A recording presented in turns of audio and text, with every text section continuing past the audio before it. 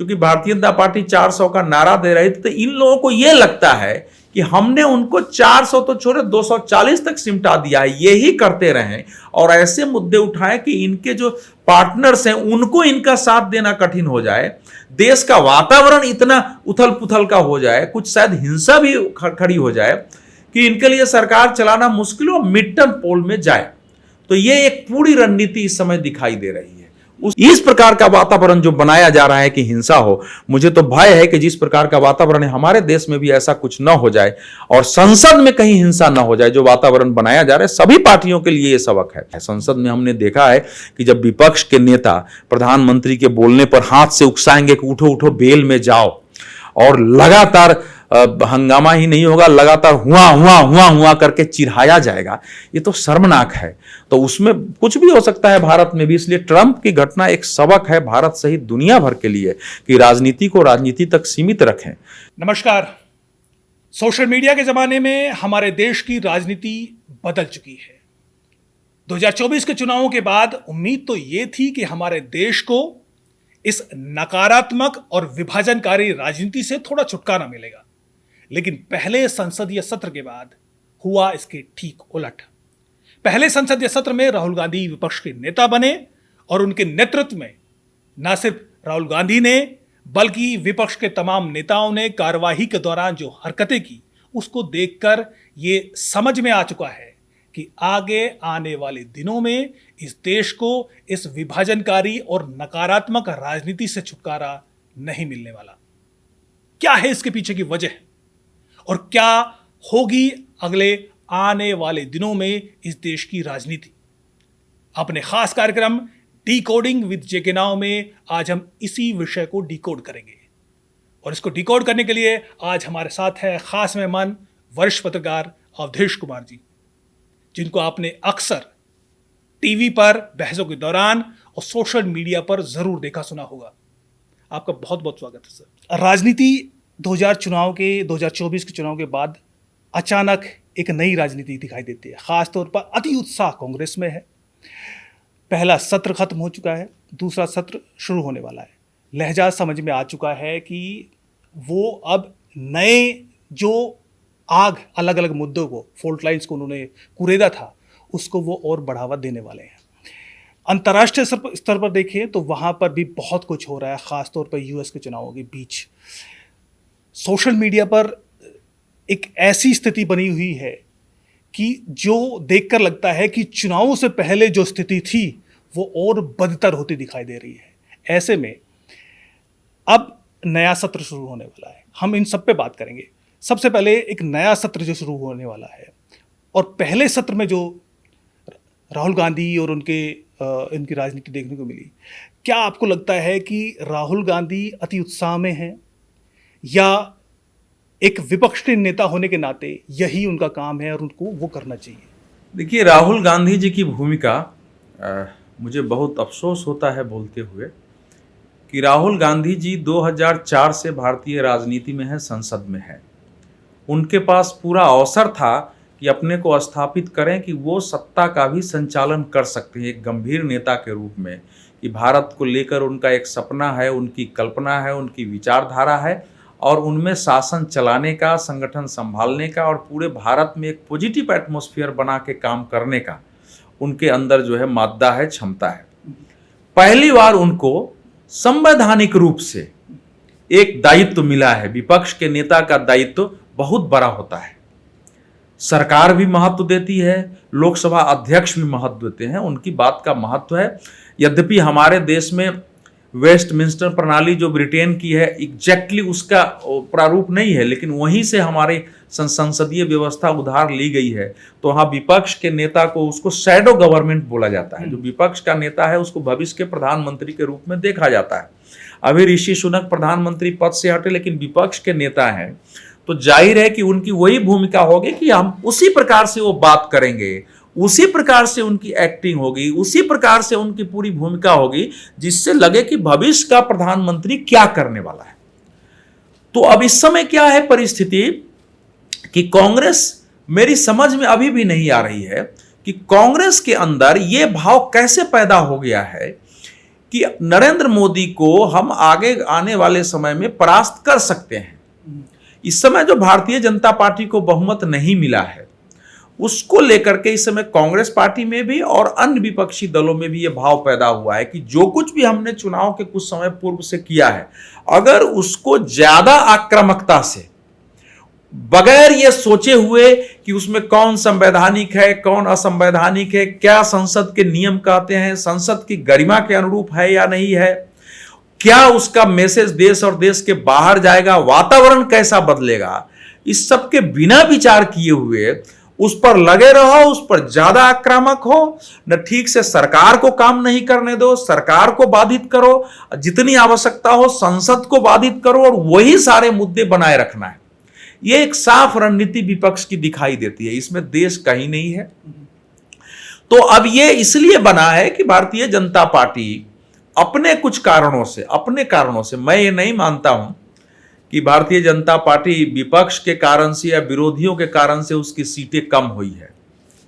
Bharatiya Janata party को चुनाव हारी तो नहीं है, क्योंकि 240 सीट भी अगर दूसरी पार्टियों से तुलना किया जाए तो 1984 में एक बार राजीव गांधी जी को 412 सीटें आई थी, बाद में 414 हो गई। उसके बाद से सत्ता में रहते हुए भी किसी पार्टी को इतने सालों में 240 सीटें नहीं आई थी।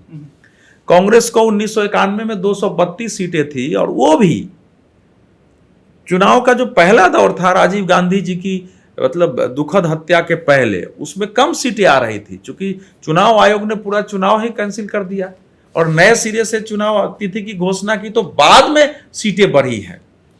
तो इस कारण जो है नहीं है, लेकिन फिर भी चूंकि भारतीय जनता पार्टी 400 का नारा दे रही थी, तो इन लोगों को यह लगता है कि हमने उनको 400 तो छोड़े 240 तक सिमटा दिया है, यही करते रहें और ऐसे मुद्दे उठाएं कि इनके जो पार्टनर्स हैं उनको इनका साथ देना कठिन हो जाए, देश का वातावरण इतना उथल पुथल का हो जाए, कुछ शायद हिंसा भी खड़ी हो जाए कि इनके लिए सरकार चलाना मुश्किल हो, मिड टर्म पोल में जाए। तो ये एक पूरी रणनीति इस समय दिखाई दे रही है, उसी रणनीति पर राहुल गांधी चल रहे हैं। इसलिए आने वाले समय में जो आप संसद की बात कर रहे हैं, मुझे तो बहुत भयावह है। मैंने अपने पहले भी बोला है, मैंने अपने लेख में लिखा कि भाई जो संसद के इस सत्र ने 14वीं 18वीं लोकसभा के इस पहले सत्र ने, उसके साथ राज्यसभा के सत्र ने डर पैदा किया है पूरे देश में। विपक्ष की अगर राजनीति को देखें तो विपक्ष की राजनीति कमोबेश ऐसी रही है कि वो फंसाए, सरकार को जगह जगह फंसाए। वो देश तो सेकेंडरी है, उनका सत्ता में आना पहला है। तो जैसे कि हाल फिलहाल में 3-4 निर्दलियों ने इनके साथ जो इंडिया अलायंस है उनके साथ मिले हैं, उनकी संख्या भी कमोबेश 236-238 के आसपास पहुंच गई है। तो एक जो कॉन्फिडेंस बूस्टअप हुआ है वो क्यों ना हो विपक्ष में? उसमें राजनीतिक तौर पर तो कोई गलती है क्या? नहीं, देखिए ऐसा है, इसको भी जरा दूसरे दृष्टि से देखने की आवश्यकता है। इस चुनाव में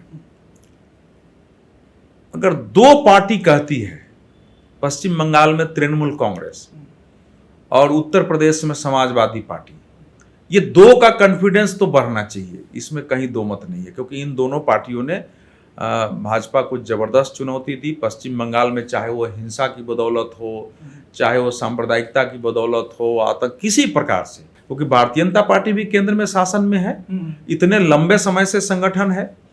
मैं जनसंघ के संस्थापक वहां तो आपके पास इतनी शक्ति होनी चाहिए थी, आपके कार्यकर्ताओं में इतना मादा पैदा करते अपनी ऊर्जा कि वो हिंसा का मुकाबला करके भी और जीत सकते थे। समाजवादी पार्टी इतिहास में सबसे ज्यादा सीटें और वोट लेकर के आई है। तो ये 2 पार्टियों की तो समझ में आती है। बाकी पार्टियों की दृष्टि से अगर आप देखें तो चुनाव परिणाम में बहुत ज्यादा महाराष्ट्र का परिणाम भी ऐसे आता है। तो कांग्रेस के बारे में आप जो बता रहे हैं कि इनको घटाया है, कांग्रेस को ज्यादातर भारतीय जनता पार्टी को कांग्रेस नुकसान पहुंचाने में वही सफल हुई है जहां वो किसी न किसी पार्टनर के साथ है, जहां वो अकेले रही है। हरियाणा, राजस्थान, कर्नाटक और तेलंगाना 4 राज्यों में वो भाजपा से सीधे सीधे लड़ी है। तो वहां सीटें तो बीजेपी की, चलो कर्नाटक में भी आपने थोड़ा घटा दिया, यहां आपको 25 से 14 कर दिया, राजस्थान से, तेलंगाना में तो बीजेपी 4 से ज्यादा आ गई है, ऊपर बढ़ गई है। तो घटा तो दिया, लेकिन उस रूप में भाजपा को क्षति कांग्रेस पहुंचाने में सफल नहीं हुई। और अन्य ऐसे राज्य हैं जहां भारतीय जनता पार्टी और कांग्रेस का सीधा मुकाबला था, चाहे वो गुजरात हो, वो आपको छत्तीसगढ़ हो, मध्य प्रदेश हो, आप हिमाचल हो, उत्तराखंड हो, ऐसे राज्यों को देखेंगे तो भारतीय जनता पार्टी ने तो कांग्रेस को कहीं का रहने नहीं दिया है। तो इसलिए कांग्रेस का उत्साह समझ में नहीं आता है। इसका दूसरा पहलू यह है कि जब कांग्रेस में राहुल गांधी जी ने अपनी राजनीति की शुरुआत की शीर्ष नेतृत्व के रूप में 2014 में उपाध्यक्ष थे पार्टी के, लगभग अध्यक्ष का कार्यकारी अध्यक्ष की भूमिका होती है, तो उस समय कांग्रेस के पास 206 सीटें थी। 3 चुनाव के बाद कांग्रेस को 99 सीट है। प्रधानमंत्री नरेंद्र मोदी ने यद्यपि 283 से शुरू किया, उनकी बदौलत था, और 3 चुनाव के बाद 240 सीटें हैं। तो अब ये उत्साह किस कारण से कांग्रेस का है? अब 100 की संख्या भी 3 चुनाव से अगर राहुल गांधी नहीं पार कर चुके, इसी दर से अगर बढ़ेंगे तो आप कल्पना करिए, इस बार तो चलो आ गया, कि कल्पना करिए कि 200 सीटें तक पहुंचने में कितना वर्ष लग सकता है। तो उनको एक उत्साह है, और ये चूंकि भारतीय जनता पार्टी अपने कारणों से, लेकिन जो इस बार का जो चुनाव था उसमें पहला जो महत्वपूर्ण था कि भारतीय जनता पार्टी सत्ता में आने के बाद अनेक राज्यों में और दुर्भाग्य से केंद्र में भी जो इनके प्रतिबद्ध समर्थक हैं, जो इनके अपने कार्यकर्ता नीचे स्तर के नेता हैं, भारतीय जनता पार्टी का प्रतिबद्ध समर्थक या कार्यकर्ता केवल वही नहीं जो पार्टी का मेंबर है, ये एक व्यापक समुदाय है, एक संगठन परिवार के भारी संख्या में लोग होते हैं, उनसे निकले हुए, आज उस किसी संगठन में न होते हुए भी इनके प्रतिबद्ध समर्थक होते हैं। उनको सरकार की रीति नीति से उनके अंदर निराशा थी, क्योंकि सत्ता के साथ उनका संबंध सीधा नहीं था। तो इस कारण से कैंडिडेट्स के गलत सिलेक्शन हुए, इसके समाधान की कोशिश नहीं की। और सबसे बड़ी बात है कि भारतीय जनता पार्टी ने जो चुनाव के 1-1.5 महीना पहले से जो मुद्दे बनाए, उससे भारतीय जनता पार्टी के अपने मुद्दे हाशिए पर चले गए, स्वयं अपने ही कारणों से। अयोध्या इस बार मुद्दा रहा ही नहीं, जबकि अयोध्या सबसे बड़ा मुद्दा होना चाहिए था। अयोध्या उस रूप में इस बार भारतीय जनता पार्टी ने 22 जनवरी के बाद अयोध्या पर कोई कार्यक्रम ही नहीं किया, क्योंकि पूरे देश में 10,38,000 कार्यक्रम हुए थे 22 जनवरी को। तो कारण इनके अपने थे, अब क्यों थे उसका अलग से विश्लेषण होगा। इस पे मैं आता हूं, लेकिन इससे पहले मैं जानना चाहता हूं कि आप क्या ये कतई नहीं मानते कि राहुल गांधी अब एक स्थापित नेता हो चुके हैं, वो एज ए लीडर, वो क्योंकि उन पे अब बहुत बड़े बड़े आर्टिकल्स लिखे गए हैं, राजदीप सरदेसाई से लेकर एक बड़ा जो एक गैंग है, जिसको मैं गैंग कहूँगा, कि हर एक तरीके से उन्होंने उसको स्थापित घोषित कर दिया है। जिनकी आप बात कर रहे हैं, लुटियंस मीडिया या बहुत सा खान मार्केट गैंग के रूप में एक प्रचलन है, जिसमें अब केवल पत्रकार वो नहीं है। एक समय ये लोग पत्रकारिता में हम मानते थे कि यही सब पत्रकार है, लेकिन धीरे धीरे जब ये हुआ कि ये लोग पत्रकारिता तो कर ही नहीं रहा है, ये तो कुछ अजीब काम कर रहे हैं कि एक संगठन, एक विचार, उसके नेता, उनके प्रति हमेशा एक निगेटिविटी, घृणा पैदा करो, देश में नफरत पैदा करो, इनको फासिस्ट बताओ, और उसके पैरेलल जो कुछ ऐसे लोगों को जिनके अंदर योग्यता नहीं हो, क्षमता नहीं हो, जो इनके कहे के अनुसार चलते हो, उसको प्रोजेक्ट करो, उसके लिए देश विदेश का कोई भी जो शक्ति है उसको साथ दो। ये एक हमारे देश में अब उसमें क्या हो गया है कि प्रधानमंत्री नरेंद्र मोदी के सत्ता में आने के बाद ये जो खान मार्केट गैंग है, लुटियन मीडिया है, उसके साथ साथ इस देश के और दुनिया के कुछ बड़े बड़े एनजीओ एक्टिविस्ट जो कभी कभी चाइल्ड राइट्स पर, ह्यूमन राइट्स के नाम पर, पर्यावरण के नाम पर, ह्यूमन राइट्स के नाम पर काम करते थे, वो सब इस समय ऑर्गेनाइज्ड है। तो राहुल गांधी इन सब के चेहरा बने हुए हैं। उतना ही नहीं, जो देश में और देश के बाहर भी जो हारे हुए, नकारे गए अल्ट्रा लेफ्टिस्ट, अल्ट्रा सोशलिस्ट थे, उन सब की आवाज इस समय राहुल गांधी बनाया है। पूरा उनका एक माइंड वॉश हो चुका है, इसलिए इतना रेडिकल वो वक्तव्य देते हैं। तो वो इन लोगों के पास तो कोई चारा ही नहीं है। तो ये एक बड़ा वर्ग इसमें तैयार हुआ है, वो कर रहे हैं, और वो करने का उसमें समस्या ये आ गई है कि चूंकि भारतीय जनता पार्टी के समर्थक, उनके प्रतिबद्ध लोग बिना किसी संसाधन के, बिना सत्ता और भाजपा के सहयोग की नैरेटिव की लड़ाई लड़ लेते थे।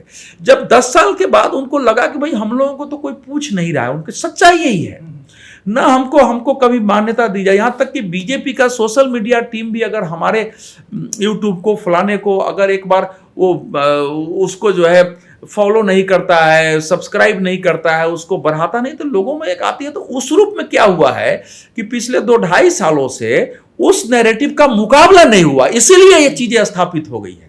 और मुकाबला अभी भी नहीं हो रहा है, नहीं तो संविधान खत्म हो जाएगा, आरक्षण खत्म। इतना बड़ा झूठ चुनाव में काम कर गया, और बीजेपी इतनी बड़ी पार्टी और इतना संगठन परिवार होते हुए खंडन नहीं कर सकी। आज भी जो खंडन किया जा रहा है, आप भी जो काम कर रहे होंगे, आपको भी पता होगा कि सत्ता कितनी मदद करती है, सहयोग करती है। वहां मदद मिलती है।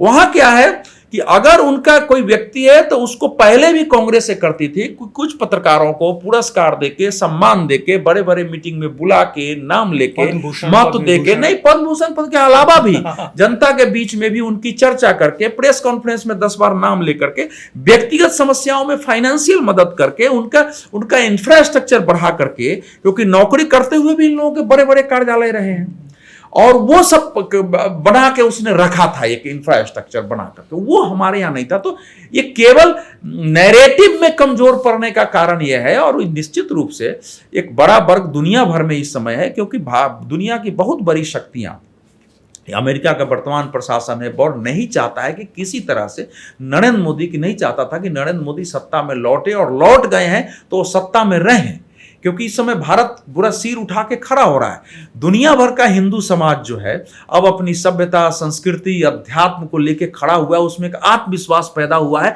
जो इन लोगों ने, जिनका आप नाम ले रहे हैं, लुटियन मार्केट, लुटियन गैंग, में किसी का नाम नहीं लेता हूं जानबूझ करके, ये सब उन्हीं वामपंथी जो नैरेटिव थे कि यह तो अंधविश्वास है, ये तो 50-100 देवताओं की पूजा करने वाले हैं, इसमें ज्यादातर आरएसएस में, बीजेपी में ज्यादातर मूर्ख होते हैं, इनको ज्ञान नहीं होता है, ये समाज को पीछे ले जाने वाले हैं, ये एंटी मुस्लिम है, ये फासिस्ट हैं, ये हिटलरवादी हैं, इनके अंदर उदारवाद नहीं है, उदार नहीं होते। तो ये जो चलाया था, तो उससे दुनिया भर के हिंदुओं में एक हीन भावना थी, वो उठ के खड़ा हुआ है। तो जब खड़ा हुआ है, तो इस समय भारत में जब ये समाज उठ के खड़ा हो जाएगा, जब उस देश को पहचानेगा कि हम क्या थे, क्या हो गए, तो उसको ये भी लगेगा कि क्या होना है।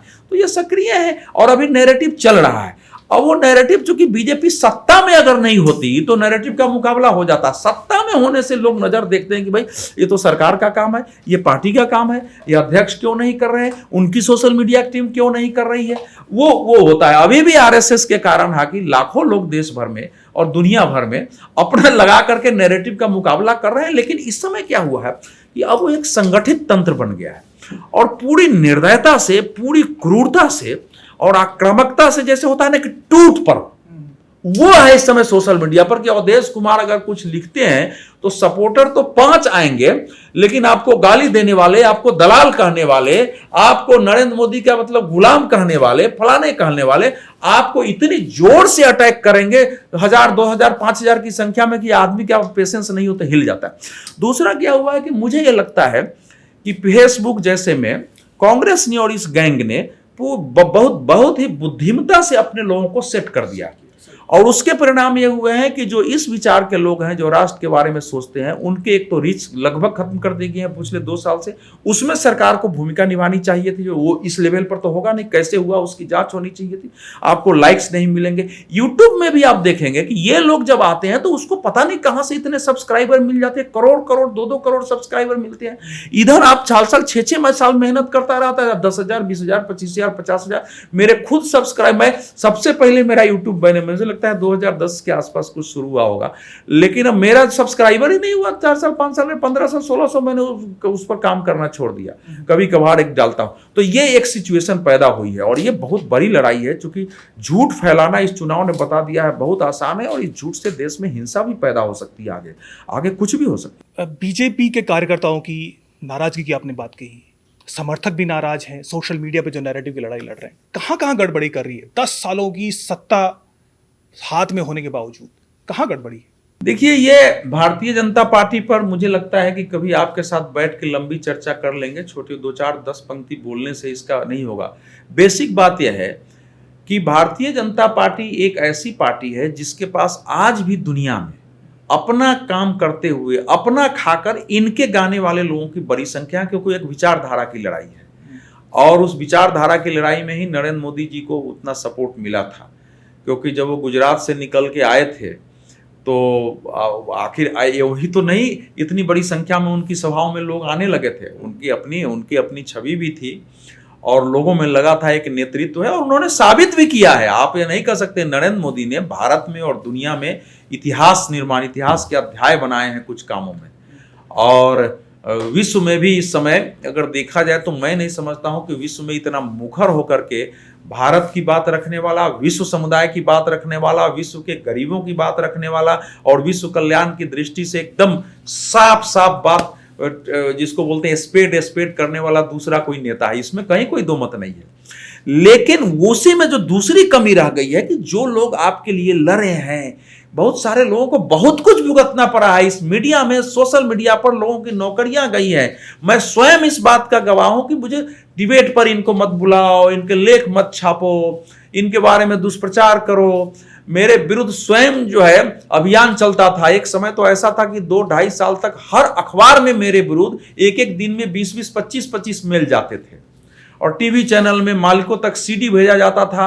और फिर भी हम लोग डटे रहे, लड़ते रहे, और लड़ते इसलिए रहे कि जो भेज रहे हैं उनके हम केवल विरोधी थे। हम तो किसी के विचार के विरोधी होते हैं। हमको तो हमारे हिंदू धर्म ने यही सिखाया है कि किसी व्यक्ति से हमारा मतभेद नहीं हो सकता है, उसके विचार से मतभेद होता है। राहुल गांधी जी जो कुछ कर रहे हैं, इतना रेडिकल बातें कर रहे हैं, वो हमारे देश के हित में नहीं है। देश में अराजकता, हिंसा पैदा करने वाली भाषा वो बोल रहे हैं। जो पुराने समय के मार्क्सिस्ट जो कि खूनी क्रांति करके सत्ता बदलने की बात करते थे, उसके पहले जो उथल पुथल होना चाहिए ताकि हमको अवसर मिल जाए, ठीक वही स्थिति पैदा करने की कोशिश वो करते हैं संसद के माध्यम से, बाहर से उसी प्रकार की भाषा बोलना कि समाज में उथल पुथल हो जाए, लोग खड़े हो जाए सरकार के विरुद्ध, हिंसा होना शुरू हो और फिर मौका मिल जाए। ये भयानक है। इसलिए विरोध है। व्यक्ति के रूप से हमारा सबके प्रति सम्मान, लेकिन हम लोगों के वही व्यवहार दूसरा लोग नहीं करता। वो दुश्मन मान के व्यवहार करते हैं। नष्ट करने की सीमा तक वो जो नैरेटिव का पूरे लोग हैं, और उनके पास शानदार देश और दुनिया से समर्थन है, पैसे भी हैं, उनके चैनलों पर इतने सब्सक्राइबर हैं कि लाखों रुपया की उनकी आय हो जाती है। इधर तो होता नहीं है कुछ। तो इसमें क्या होता है कि सत्ता में आने के बाद बीजेपी और सरकार को समझना चाहिए था कि हमारा जो सपोर्टर वर्ग है वो सपोर्टर बना रहे, उसका आत्मविश्वास बना रहे, वो साहस के साथ काम करे।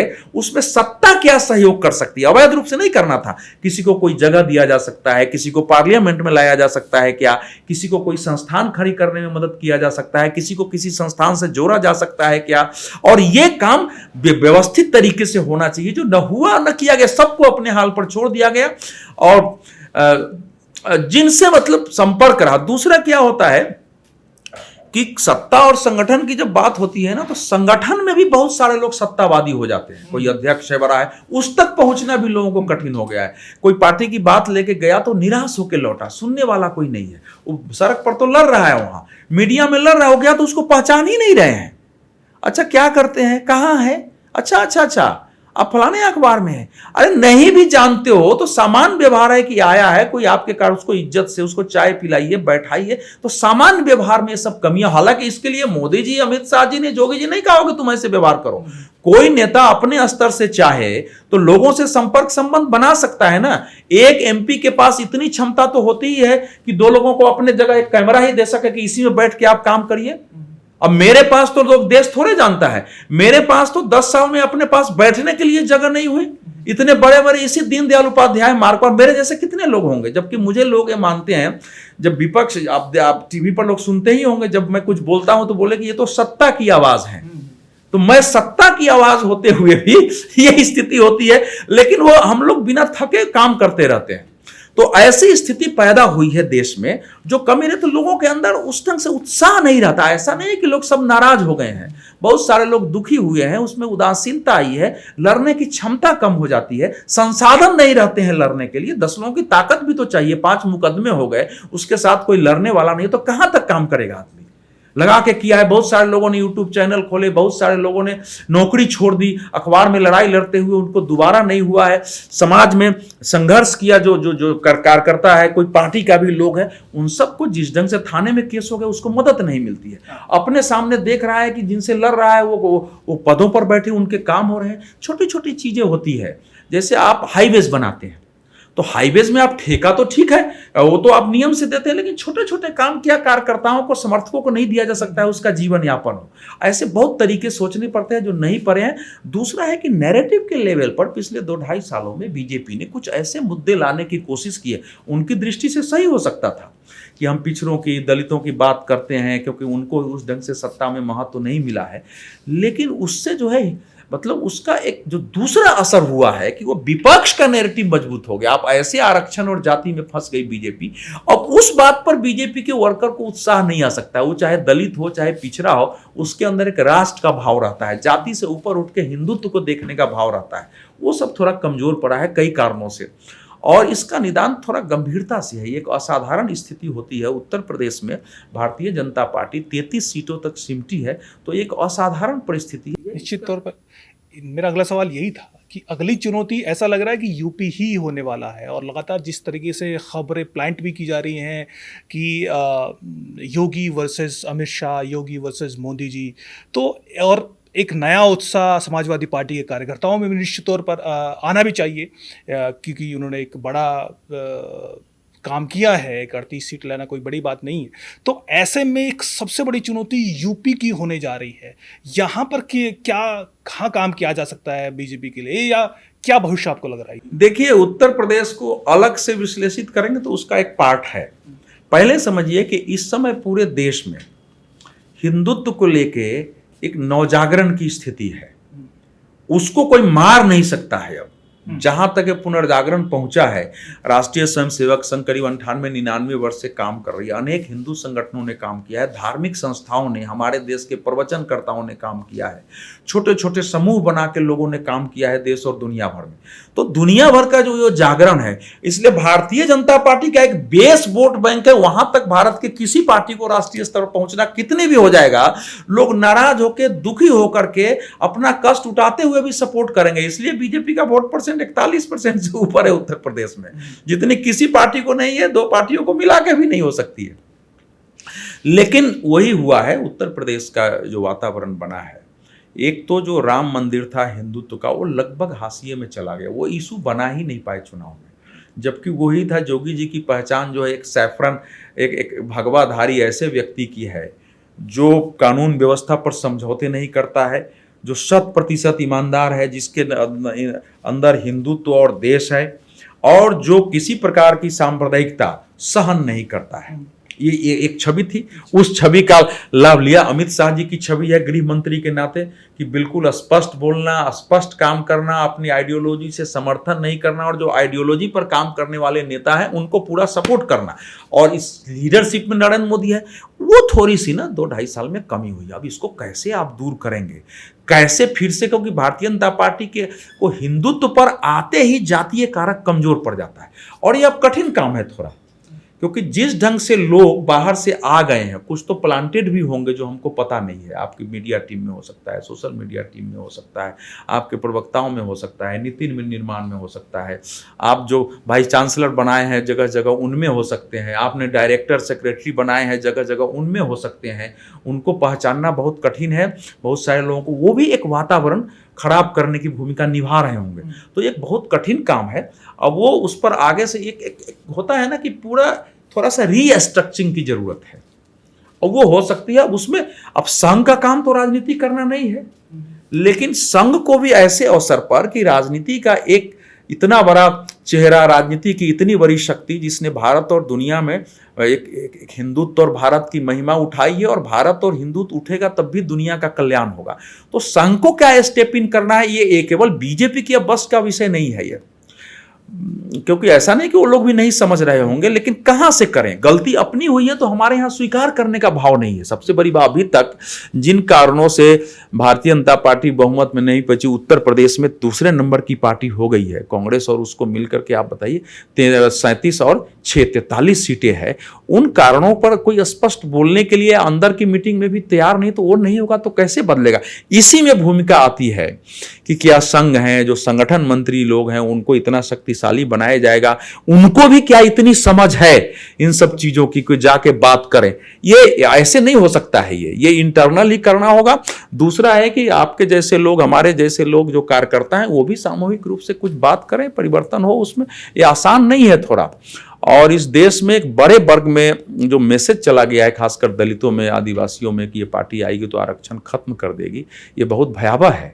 यह संविधान खत्म, इसको निकालने के लिए जब तक कार्यकर्ता सक्रिय नहीं होंगे, कार्यकर्ता का मतलब केवल बीजेपी का मेंबर ही नहीं, वो तो है ही है, जो व्यापक स्तर पर कार्यकर्ता है, तब तक ये संभव नहीं है। इसलिए व्यापक इंटरनल रिफॉर्म की मांग करता है, आंतरिक सुधार की, वैचार के स्तर पर, व्यक्तित्व के स्तर पर और कार्यशैली के स्तर पर। एक अंतिम सवाल मैं आपसे पूछूंगा सर, कि आपने आर्टिकल भी लिखा है, यूएस में जो हुआ है वो, यूएस हालांकि अपने आप को इतना बड़ा डेमोक्रेसी कहता है, लेकिन स्थिति स्पष्ट नजर आती है। किस तरह एक पूर्व राष्ट्रपति को हटाने की कोशिश की गई।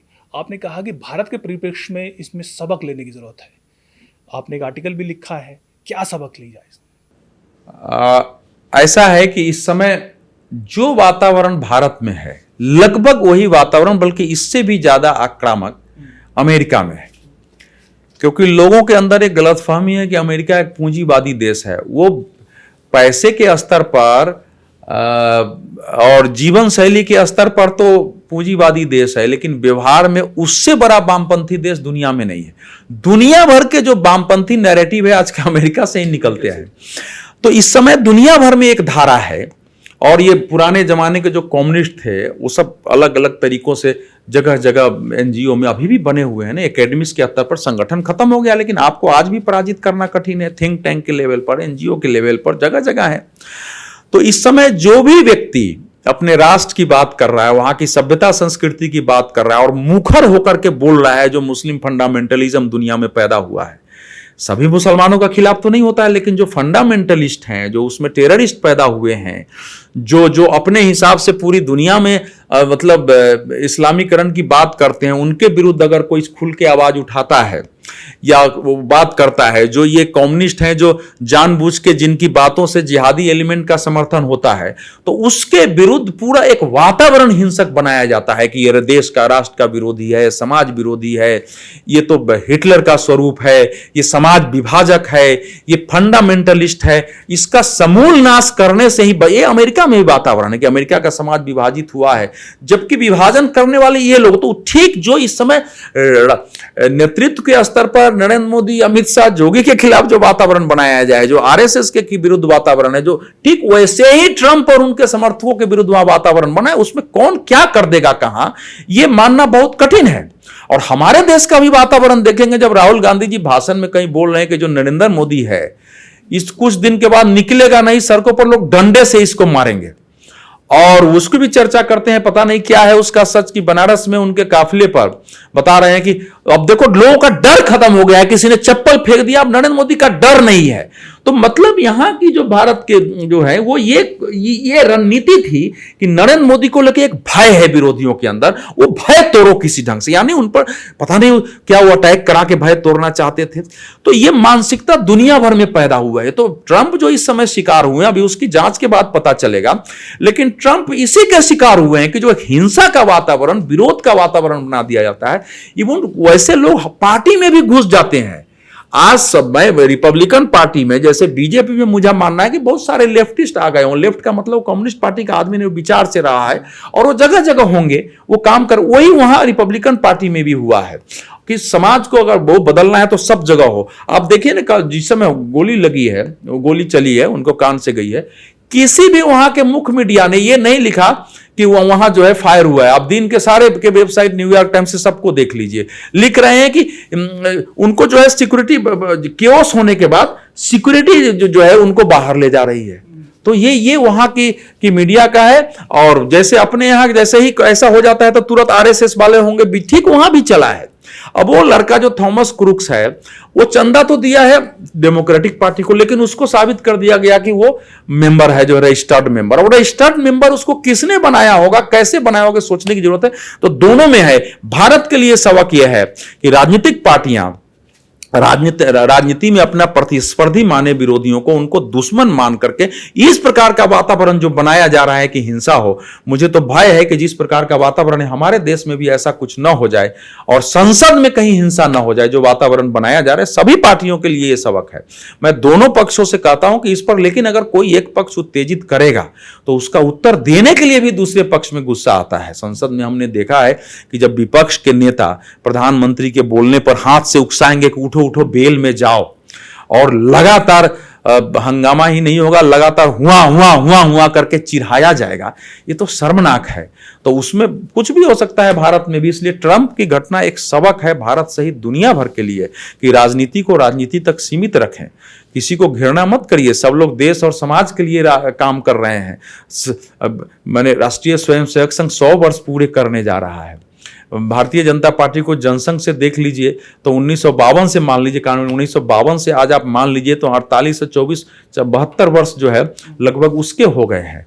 तो इस प्रकार का वातावरण मत बनाइए कि देश जो है, देश में आग लग जाए, कोई किसी की हिंसा करने लगे। देश रहेगा तभी राजनीति रहेगी। बहरहाल इतना स्पष्ट है कि चुनौती बहुत हैं और उनके लिए भी जो राष्ट्र के हित में काम कर रहे हैं। बहरहाल चर्चा अभी अधूरी है सर, हम फिर से मिलेंगे। हमें समय देने के लिए बहुत बहुत धन्यवाद सर।